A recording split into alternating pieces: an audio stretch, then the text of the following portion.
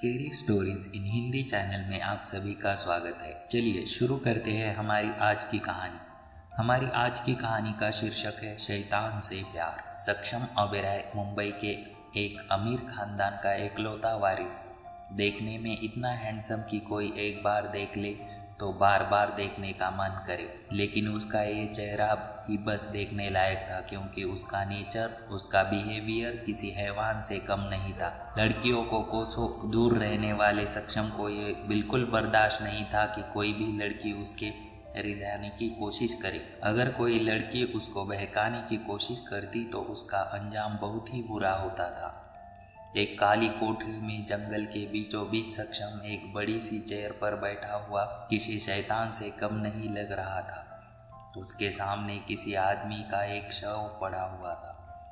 Boss, इसका क्या किया जाए? सक्षम के एक साथ आए आदमी ने कहा। इसके शरीर को ले जाकर किसी जानवर के हवाले कर दो ताकि किसी भूखे का पेट भर जा सके। सक्षम के ऑर्डर मिलते ही उस हट्टे कट्टे आदमी ने नीचे पड़े उस शव को उठा लिया और वहां से ले जाने लगा। तभी दरवाजे के बाहर से किसी के चिल्लाने की आवाज़ आई। एक लड़की जो कि ब्लैक सूट में दरवाजे के पास खड़ी थी, वो इतनी सुंदर थी कि रात का अंधेरा भी उसकी इस चमक को कम नहीं कर पा रहा था, लेकिन वो बहुत ज़्यादा घबराई हुई लग रही थी। उस लड़की ने अपनी लड़खड़ाती हुई आवाज़ में कहा, तुमने उस आदमी को मार दिया? वो लड़की काफ़ी ज़्यादा डर हुई लग रही थी। सक्षम की नज़र जैसे उस लड़की पर पड़ी, उसकी आंखें कुछ समय के लिए उसके मासूम चेहरे पर रुक गई, लेकिन तभी उसने चिल्लाते हुए कहा, पकड़ो इसको। मानसी को जब एहसास हुआ कि अब वो पकड़े जाने वाली है, वो वहाँ से भागने लगी।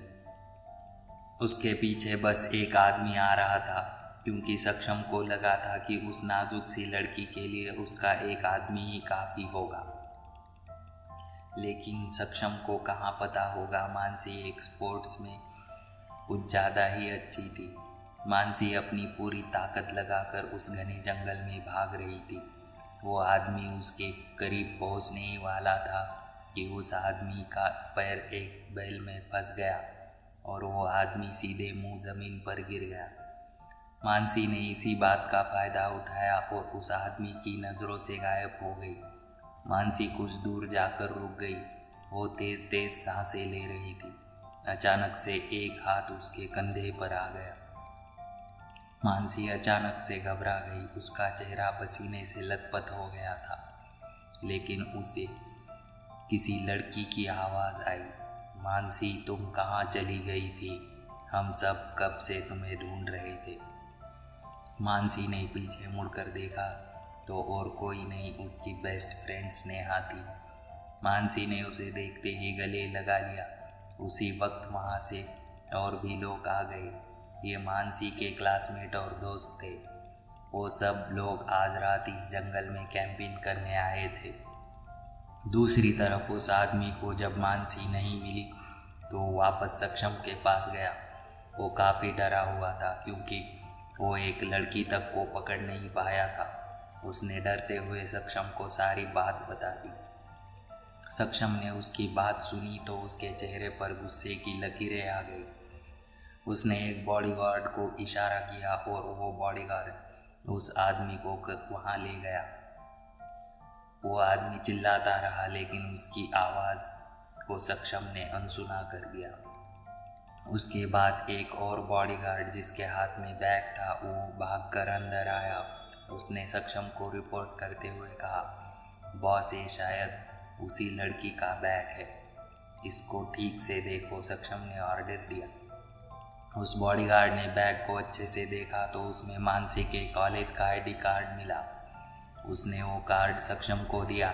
सक्षम ने उस कार्ड को देखा जिसमें मानसी की मुस्कुराते हुए फ़ोटो थी और उसके बारे में उसकी सारी बेसिक डिटेल थी। सक्षम के चेहरे पर एक डेविल स्माइल आ गई और उसने ऑर्डर देते हुए कहा, कल इसको उठा लो। मानसी जब जंगल से वापस आई थी वो काफ़ी डरी हुई थी। सबके पूछने के बाद मानसी ने कुछ नहीं कहा। मानसी, क्या तुमने किसी खतरनाक को जानवर को देख लिया है? स्नेहा ने परेशान होते हुए मानसी से पूछा। मैंने वो एक इंसान को देखा। इतना कहकर मानसी रुक गई। तुमने क्या पहली बार किसी इंसान को देखा है जो तुम इतना डर गई हो? यश ने मानसी को पानी का ग्लास देते हुए कहा।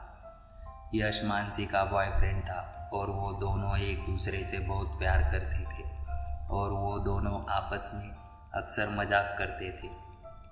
जब यश ने मानसी को पानी का ग्लास दिया तो मानसी ने उस ग्लास का एकदम से ख़त्म कर दिया। मानसी की ऐसी हालत देखकर यश को बुरा लग रहा था। आखिर ऐसा क्या देख लिया मानसी ने जो वो इतनी डरी हुई है।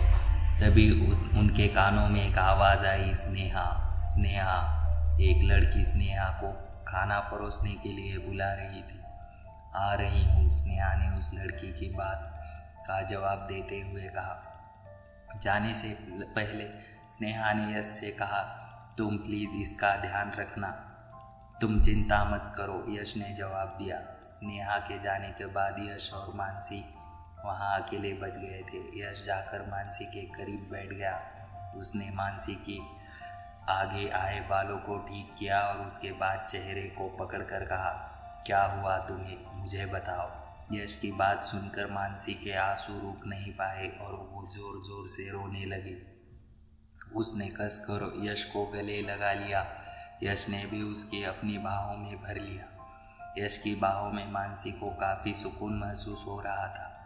क्या हुआ, यश ने प्यार भरी आवाज़ से कहा। मानसी सुबकते हुए, यश मैंने आज एक इंसान को मरते हुए देखा। यश हैरानी के साथ, क्या, ये तुम क्या कह रही हो? हाँ, मैं सच कह रही हूँ। वहाँ जंगल में एक काली कोठरी के अंदर एक आदमी ने बंदूक से पता नहीं किसे मार डाला और उसके बाद उन्होंने उस मरे हुए आदमी को जंगली जानवरों को हवाले कर दिया। ये कहते हुए मानसी के चेहरे पर डर साफ साफ दिखाई दे रहा था। मैं इसके बारे में पापा से बात करूँगा, यश ने कहा। यश के पापा शहर के एसपी थे, इसलिए यश ने तुरंत ही उन्हें इस बारे में खबर कर दी। यश ने मानसी से कहा, तुम अब चिंता मत करो, मैंने पापा को इस बारे में बता दिया है, वो ज़रूर इसके बारे में पता कर लेंगे।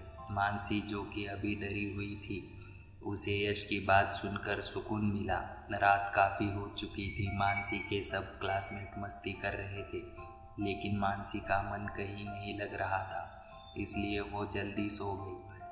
सुबह होते ही क्लासमेट ने अपना अपना सामान पैक कर लिया। यश और स्नेहा ने मानसी का सामान पैक करने में मदद की। यश ने अपनी ही कार से मानसी को उसके घर के बाहर छोड़ा। अपना ख्याल रखना और मुझे फ़ोन करना मत भूलना, यश ने मानसी से कहा। मानसी बस मुस्कुरा दी। मानसी के कार से उतरते ही यश अपनी कार लेकर वहाँ से चला गया।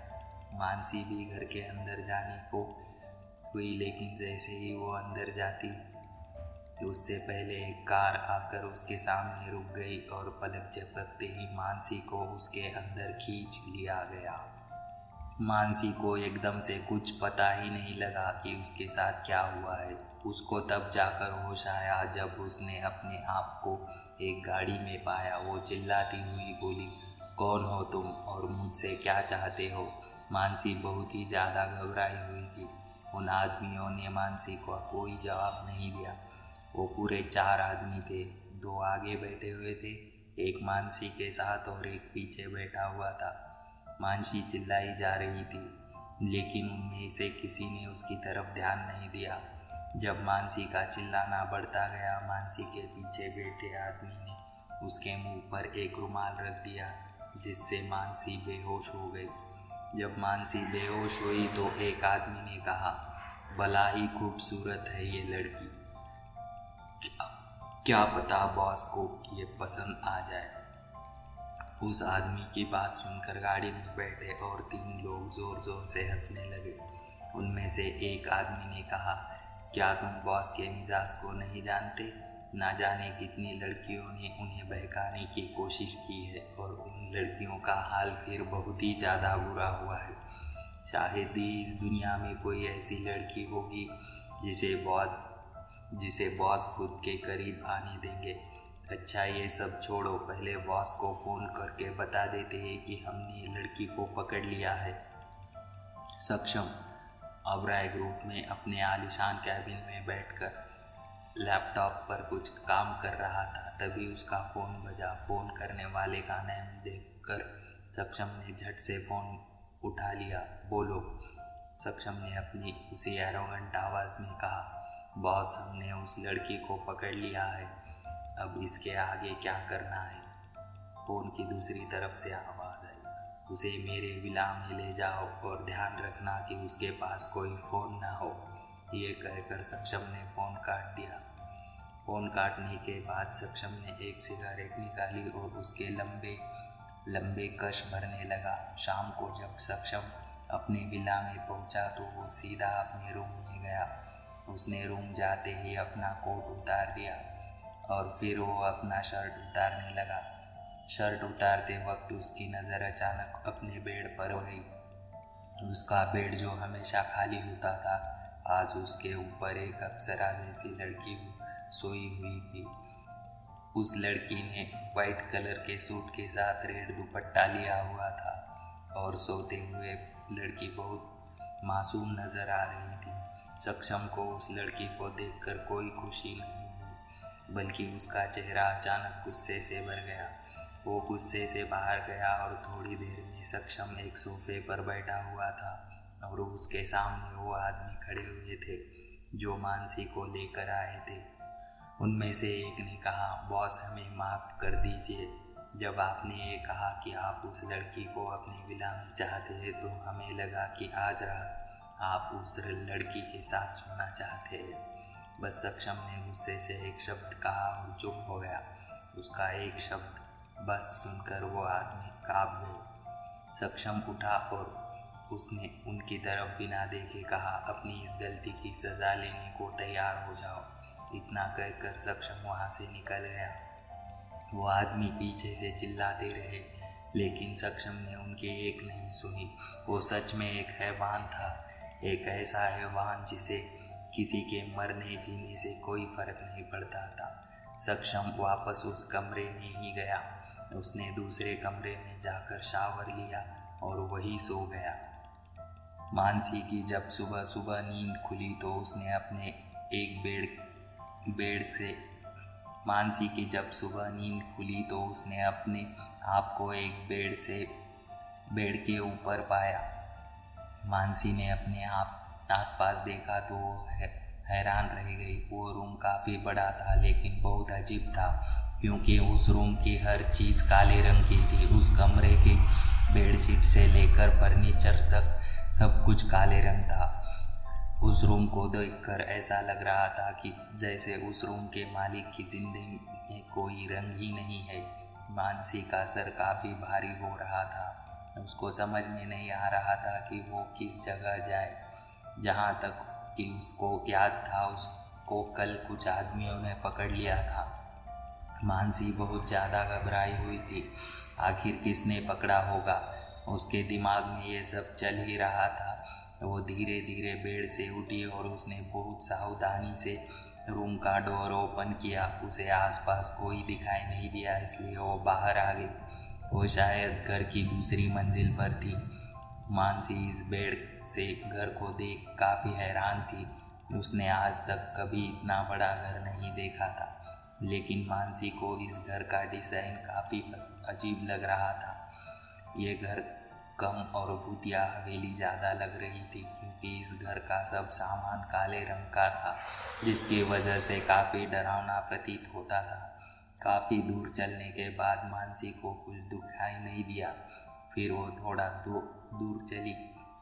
उसके बाद उसको आखिर सीढ़ियाँ मिल ही गई। जब मानसी को सीढ़ियाँ मिली तो वो खुश हो गई। जैसे ही सीढ़ियाँ उतरने वाली थी, उसे नीचे कुछ आवाज़ें सुनाई दी।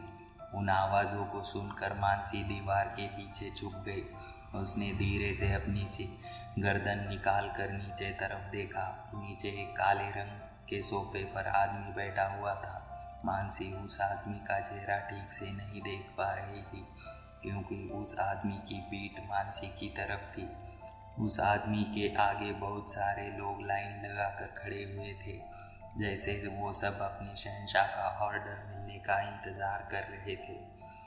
मानसी चुपके चुपके सीढ़ियाँ उतरने लगे ताकि वहाँ से भाग सके।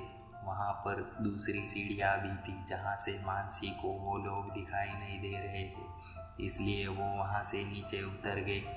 जैसे वो नीचे उतरी उसे बाहर जाने का रास्ता दिखाई दिया। मानसी चुपके चुपके वहाँ से जाने लगी, लेकिन तभी उसे अपने पीछे से एक रोकदार आवाज़ आई, वहीं रुक जाओ। आवाज़ सुनकर मानसी एक जगह ही जम गई। अब तो वो गई, मानसी मन ही मन में सोचा। वो धीरे से पीछे मुड़ी, लेकिन जैसे ही उसने पीछे मुड़कर अपने सामने खड़े हुए इंसान को देखा तो वो शॉक्ड हो गई।